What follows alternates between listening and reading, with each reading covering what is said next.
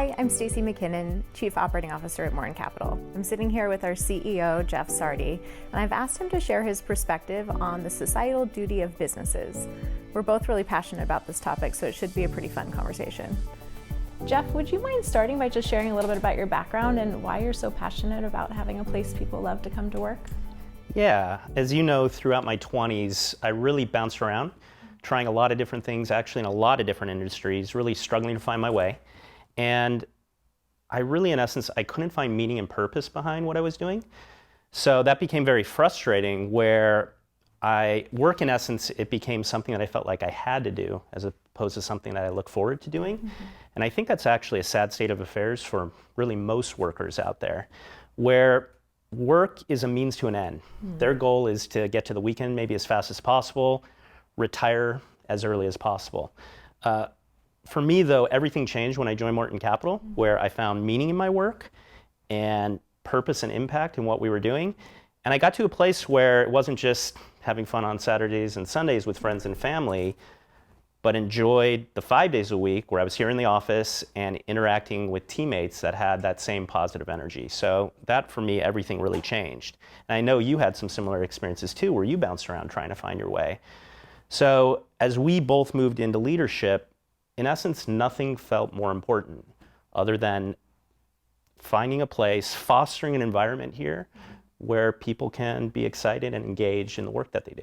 I love that. You know, you and I talk a lot about how people don't always have to have crazy passion around the exact work that they do when they're at work, but they have to have crazy passion about the impact they make. And I feel like that impact they make leads to them loving their work more and more and loving being here, which it's so awesome. Such a great team. Couldn't agree more. Impact is everything, and the impact that you feel you can make both individually, but then as a part of the greater mission of the organization, without a doubt. Well, our culture has changed over the almost 40 years that we've been around. Yeah. And in the last few years, I feel like it's changed more than ever. Can you share a little bit about the decisions that we made and the positive changes that I think have impacted our culture? Yeah. I think the most basic and in some ways most important thing is just putting culture front and center. So what I mean by that is we as leaders in businesses, we're wearing a lot of different hats and have lots of different priorities. It could be anything from our product or service offering, maybe staffing, growth initiatives, marketing initiatives. I mean, we're pulled in so many different directions, and culture is one of many of those things. By the very nature of that, culture, a focus on culture often falls by the wayside. Mm-hmm. And we decided to hit the pause button and really focus on culture. And we even hit the pause button, for instance, on growth, as you remember, for a few years, to specifically focus on culture. In a lot of ways, that was somewhat of a leap of faith that we took. Mm-hmm. But I would say, to answer your question, I mean, that purposefulness in focus on culture was hands down the most important thing and decision that we made. And to get even a little bit more specific, as we undertook that mission, we had an internal question a few years ago where we asked each other, what's most important? What takes the highest priority? Is it our team or is it our clients? And it's an interesting question because we're obviously in a very customer-focused, client-centric industry. So needless to say, that was a lively debate we had. It was a very lively debate. Right? Listen, we love our clients. We're passionate about the work we do with our clients and the relationships that we have with our clients. That being said, we came on the side of the fence that our team comes first. And when you think about the why we believe in that so passionately, if you have a team that's engaged, that team is just going to go the extra mile on behalf of their clients. And so the end result is that our clients are going to be the natural and direct beneficiaries of that approach. Yeah, I love that. And when I look back 5 years ago and I think about the things that happened within our organization and where trust was broken, where maybe we had issues around blind loyalty or people not putting enough time into one another, taking that time off made a lot of those issues fundamentally disappear. I mean, some things still come up, but at the end of the day, being able to call out trust, having organic and authentic conversations around it, I feel like has helped us grow as an organization. I couldn't agree more. So if you focus on team, and you hit on this so well in your white paper, what is the one thing that can really damage a team. And it comes down to trust. Yeah. If you have a breakdown in trust, everything falls apart. People become frustrated. They start blaming one another. They take on a victim mentality. They stop collaborating. And if that happens, I mean, it could be obviously very damaging. So to your point, again, we were very intentional on having conversations around trust. Where is trust broken? How can we have honest conversations that are hopefully more solutions oriented as opposed to more damaging to the organization? Well, and I remember we had to help people to realize that we all had one another's like best interests at heart, that our intentions were good, and the things that we were saying to one another came from a place of like wanting us all to benefit and grow, not from a place of wanting to attack one another, which I think was so helpful. Can you share a little bit more about how we like practically implemented some of the team first activities or mentality throughout the firm? Yeah. So to your point, it's one thing to say team first, but you have to actually back that up with actions as opposed to words, or you will get a lot of flack along the way.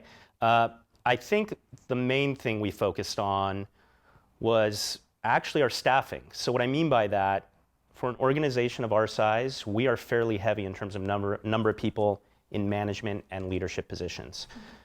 So even just as a simple example for myself, when we made this move, I purposely delegated a number of my responsibilities to others in the organization, including you. Sorry, you took on a lot of the things that I was working on. But it, even more importantly, transitioned a number of my client relationships, actually a majority of my client relationships, to others in the firm, so I can focus on the organization and resources and aspects that would support our team. Same with you, right? So many of the conversations we have together are in your role and how we could build capacity for you to do what you do so well and thrive at, which is supporting our team. Megan Pinchuk, our CIO, same thing. Had to spend a lot of time and work on and thoughtfulness on her role and transitioning a lot of her duties so that she can focus on the organization and the investment team. And it's not just the three of us, but it's a number of people, other managers and leaders in the organization, whose really top priority is culture and the team. I love that. And it has been a big transformation for all of us to even change the way we think about our roles and jobs and be less of taskmasters and more of strategic thinkers around creating this company that does achieve a team first mentality so that we can act in the client's best interest and give them the best possible client experience. Yeah, and it's been a learning experience for us, right? To your point, as our roles has changed, that was intimidating at first to shift those roles, have a different mindset. But that's been part of our learning experience as leaders, and on a selfish personal level, that's been a fun growth path for me personally. That's awesome. And what's happened more recently is we've taken, I feel like, the lessons learned over the last 5 years, and we have redefined our mission as a company. Yeah. When we talk about vision and mission, I think for us, it's less about what our company does, and it's more about the impact that we can make. So our mission is to empower better investors. Can you share a little bit about what excites you about that mission? Yeah, I am excited about this new mission. We all are here at Morton Capital. Backing up a little bit, our end goal, what we want to accomplish, starting with our team, we want our team, and we talked about this a little bit, is to help them get the most life out of their careers. And similarly for our end clients, we want to help them get the most life out of their wealth. In essence, we want them to enjoy their wealth and reach their goals. And so how do we accomplish that? It's really by educating them, coaching them, and helping them build their knowledge, in essence, so that they're confident in the decisions that they can make. And why are we so passionate about that in terms of empowering better investors and building knowledge? When we think about finance and investments, that subject matter, we don't have background knowledge. It's something we're not taught in school. In anything else that's really important in life, you have tremendous amount of coaching. So a simple example, for our first 20 plus years in our life, you're a student. And you have teachers in various disciplines whose mission is to empower you to become a better student. In sports, you have coaches, their mission to empower you to become a better athlete or teammate. And then in other aspects of life, health, nutrition, you can hire a nutritionist who will really empower you to build your knowledge on the right foods to eat and exercise, et cetera. But that's not the case in finance. And most people, they wake up one day, you become an adult, and you realize, oh my goodness, I have to invest. Totally. What do? I have to save for my kids' education, save for retirement, think about my estate plan. So many complex issues, and you have no real training or background. So the challenge with that is, what do clients want to do then when they're sitting in that chair from a place of insecurity and really a lack of understanding? They want to delegate. They want to hand the reins over their decisions in this realm to a financial advisor. And it's not from a place of confidence, but it's from a place of, again, insecurity and being overwhelmed by the complexity of it all. That's just not a recipe for success. So our goal more than anything else is to help build our clients' knowledge, their confidence. It all comes down to confidence. Confidence is everything. If they can then have the confidence, they'll really be a part of the process. And as a part of that, they'll just be more likely to be successful in their financial plan and reach their goals. I love that, especially because I feel like one of the concerns I have, or concerns my friends have voiced to me, is that it's not about necessarily confidence, it's about actually fear. It's paralysis to make any type of decision because you don't feel confident enough in your knowledge to even make a decision. So I think about how so many people in our world just don't do anything because of that fear of doing the wrong thing. And what our mission does is it actually cuts down that fear, that negative energy, it turns it into positive energy of confidence and knowledge as we kind of continue to help people truly become better investors. I love how you frame it, just converting negative energy to positive energy. We are all of us, subject to our emotions. It's just very natural to all of us. Fear on the one end, that you hit on, greed on the other. And if you have the knowledge and the confidence that we help in partnering with our clients hopefully to build, you can compartmentalize those emotions that, again, that are natural to all of us, put them in their rightful place, and have more of a confident, again, long-term approach to be disciplined and succeed and successful in your long-term plan. For sure. Can you actually share a little bit more, though, about how we specifically implement our Empowering Better Investors mission, the how, if you will? Yeah, and maybe I'll start again going back to our team internally with our people, because again, we want to empower our teammates to be better investors in their career as well. We as an organization, we prioritize education and learning. And so some simple examples, we of course support, if people are looking to advance in their degrees, CFAs, CFPs, designations, of course we support that. But more importantly, it's just our DNA and our culture to really pursue learning on a daily basis in the organization. So as an example, on a weekly basis, we have learning sessions where it's literally every single member of the firm, and we learn, educate on a number of topics. Of course, some of those topics are industry specific. It could be on investments, the economy, maybe financial planning, estate planning topics. But in addition, we teach on some skills that are tangential to our industry. It's soft skills, things like communication skills, how to work smarter, more efficiently, maybe presentation skills. So we spend a lot of time, again, we're passionate about learning, lifelong learning. Also, somewhat related to that, we really, as best as we can, prioritize, we talk a lot about this, deep work. So what I mean by that is the nature of all of our jobs, we all have a ton of tasks. We're all so busy.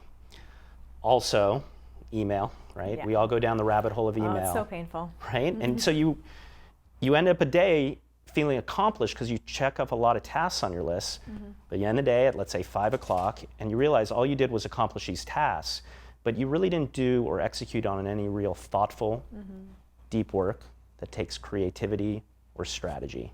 So that's something we're really trying to promote within the organization. We think it's crucial. So one way we're executing on that, something we're really excited about, just downstairs, we actually built out an internal library. We call it the Wonder Lab, where hopefully people can be creative and wonder. But it's a place for people to really deplug, turn off the email, stop checking off tasks, stop shifting from one thing to another, where they can really focus on projects and learning and creativity and strategy. And so it's something, an initiative that I'm really excited about. I'm excited about it too. I spent 2 hours in the Wonder Lab yesterday. But one of the reasons I love it is when I think about when I'm most fulfilled in my career, is when I get an opportunity to be creative or innovative or challenge my own intellectual abilities. Just task mastering every day long is just not an enjoyable experience, I think, for anybody. So I love that. And my favorite education sessions, honestly, have been the ones where we've challenged ourselves to work smarter, not harder. Yes. And kind of asked ourselves the questions, is it the work that's causing us to be over capacity or stressed out, or is it the way we're working that's causing that? And I feel like we've done a really good job of kind of flipping that on its head. And related to that, on the task mastering, and again, we're all subject to it. It's so natural because you do feel accomplished when you check things off the list, but also it's the easier thing to do. Yeah. Projects, deep work could be intimidating. It's all right, you got to really sit down. It's like writing a paper in school, like procrastinating. When are you really going to do it? But you do find, and we find, when you really dive into that work, that's just the most fulfilling work that we do. So it's the most transformative for our business too. I think without a doubt. If we think about growth and making our company better every day, that's only going to come from deep work. It's not going to come from task mastering. Couldn't agree more. I want you to share a little bit too about how we empower our clients to be better investors through our portfolio design. Can you talk about that? Yeah. So our clients, one of the reasons we're so passionate about, again, building their knowledge and educating them so they can, again, build that confidence, is so they'll have a willingness and aptitude to craft a portfolio with us and partnering with us that's truly unique and customized to meet their needs, as opposed to sticking with the safety of the status quo. So what I mean by that is most advisors, most investors really, they take the approach of a 60-40 portfolio. 60% stocks, 40% bonds, or some variation of that. And why is that the most natural, commonplace way of doing things? I think for two main reasons. One is that strategy, it's just worked well, right? It's worked well for decades, really since the early 1980s. And secondly, there's safety in numbers. It feels comfortable, safe to take that approach because everyone else is taking that approach. That being said, as you know, for us, I mean, we strongly question if you'll have the same success taking that approach going forward as you did looking backwards. Kind of the expression, what got you here won't get you there. And so we really are passionate about incorporating other investments into the portfolio for two main purposes. One, really to manage risk, and secondly, to truly diversify away from stocks and bonds, a client's nest egg. But for a client to really embrace that approach, again, they can't just delegate. It can't be a trust me strategy. They have to understand it. They have to understand the thought process behind that strategy. So again, I keep using the word confidence. So then they'll have the confidence to embrace something that is undeniably different. We definitely are passionate about, we feel strongly that it's in the client's best interest. They will better be able to manage risk and achieve their goals if they take on this approach. But it's only through building their knowledge that they'll be more successful in truly executing it and sticking to that long-term plan. I love that. And one of the things that I think is a misconception about investing in alternative investments is that they're scary or intimidating or maybe more risky. But when you think about what alternatives actually are, it could be purchasing real estate, it could be lending on real estate, it could be lending to companies where there's assets to back those loans. It could be farmland or water rights. Like, there's so many different types of investments that exist out there. As soon as our clients take that time, to your point, to have the knowledge behind it, they soon realize that investing in this way is just, in our opinion, a better way to invest.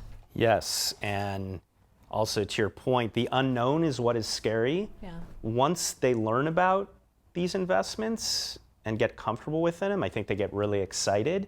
And on many of them, you gave a few examples, they're actually fairly easy to understand. I mean, if you think about investing in an apartment building, for example, I believe strongly investing in an apartment building is much easier to understand or comprehend than a company as complex as Apple or Amazon with their global supply chains and currency effects. And I mean, it's just the complication of stocks and bonds. We, of course, invest in stocks and bonds, but people take it for granted that, oh, those are easy to understand just because they're what we're used to and they're daily liquid. we actually feel strongly that we can wrap our head around alternative investments every bit as much as, if even more so, as we can with traditional investments. Well, it's easy to correlate an iPhone to Apple and then so kind true. of make that your investment that you're doing. But Apple is an incredibly complex company that would take months, if not years, to truly understand. So when you think about understanding an apartment building and what the rents are, what location it's in, what the opportunity is for the building to grow, that feels much more digestible. Yep, absolutely. All right, so we talked about a lot. I want to switch topics. We spend a lot of time thinking about our industry, and there's not that many people who talk about leadership and practice management that aren't consultants. Yeah. But this is a really important topic to us. So can you share just a few maybe ideas or thoughts that you have around how you'd like to see the industry change going forward? Yeah, and as a starting point, and I know you share this sentiment, you're really passionate about it, we love to share. We've, and others in our organizations, we've really traveled around the country with anyone who's willing to open their doors, and there are a number of firms who share this mentality, sharing ideas. I mean, the only way we learn is learning from others who are in the same shoes. We've learned so much from others that we, as much as we can, for those who are willing to listen, we're happy to share our views as well. The first thing that comes to mind, I think it's the concept of continuity and succession planning with firms such as us. And put yourself in a client's shoes. A client invests, this is not a transactional relationship. A client invests with us with a goal of sticking with us for decades to come, and potentially not just for their life, but even for their kids and their grandkids. So doesn't it make a lot of sense for a client to think, hey, will this firm be around for decades or even generations to come? I think we in our industry are typically not thoughtful enough in thinking through the resiliency, the sustainability of, are we going to be around for decades and generations to come? In terms of idea sharing, Michael Nathanson of the Colony Group, really thoughtful individual in our industry, he talks a lot about the concept of an enterprise. And something that I think is really interesting, I'll try and boil it down in a few basic concepts. What makes up an enterprise? It really comes down to a business that's designed to be sustainable and resilient. Secondly, that it's not dependent on just a few key individuals. And then lastly, that there's a mechanism in place for a transfer of ownership. Ownership is key from one generation to the next. So it's these types of things that I think are, as leaders, that we really need to spend time thinking about for the future of the firm. So that's the first thing that comes to mind. I also think about not only the resiliency of the firm, but then also just this shift in mindset from being so obsessed with the client that you can't see the forest through the trees. And when you talked about team first mentality earlier and how we made that decision 4 or 5 years ago to make that switch, it's been transformative for us, and I truly, truly, truly believe our clients are better served now than they were before. And that doesn't mean we were not a good firm before. We were a great firm before. But we've just shifted our ability to have that mindset. And then the other thing that's happened since we've focused on our people, I mean, that's the whole reason, like you shared earlier, that we were able to transition relationships, that we were able to keep all of our clients, even though we had newer advisors take over for us. These are very competent, awesome, wonderful advisors. But at the end of the day, change is hard for anyone, and change is definitely hard for clients. And so by empowering our team, by making the shift to focusing on them, I just truly believe our clients are better served. I think if I could provide any other advice to share your sentiment, I think firms should really, at their next retreat with their leaders, truly have that debate we had. And there's no right answer. Maybe they won't agree or move quite in the direction we did, but really have that debate of how do you prioritize your team? I think maybe a simple analogy, think about Four Seasons as an example. The epitome of incredible client service. And when you walk in the door, just the feeling you get. Why are they so good at what they do?